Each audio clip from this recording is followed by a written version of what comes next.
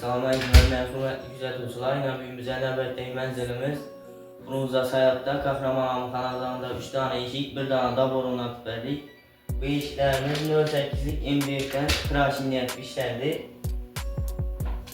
Bir de bir tane zavlığımızın eşiğini aynalı işlətbərdik. Aynaların görgü tarafında dəfədə aşağı olun sıklaşma aynalı işlətbərdik. Eşiğimizni arka tamamında borlar bilen işlədik. Bu eşiğimizde aynalı işlərin 06'lık karşı aynalı işlər işləndi. Altın süveyt simaylandırıb. Arka tamamında borları, narşiklərini zavlığımızın dizaynına mahsul oluşu üçün lentə yapışdırıb qoyub bərdik, işlətbərdik. Bu eşiğimizin zamokları kulaklarına mahsul oluşu üçün altın süveyt və ağ rənglə uyğunlaşan zamoklar qoyub bərdik. Var tamamıyla aynasız ilk eşiğimiz oladı. Bu eşiğimizdən 08'lik MDF'dən tıraşiniyət işləndi. Bu eşiğimizdə arka tamamlarına da borundan tüpərdik. Bunların narşikləri lentə yapışdırıb işlətbərdik.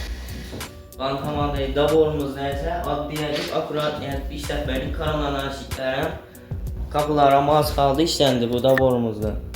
Görüb ötərəsə.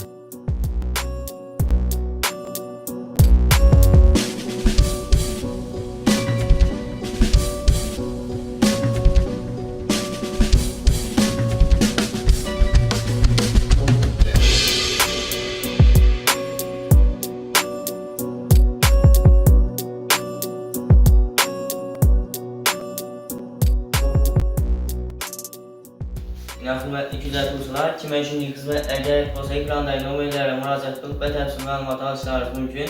Videomuzu yakınımıza like basıp kanalımıza abone olup böyle şey isteyen sıkmasın. Bundan keyifli videolarına güzel tutarım.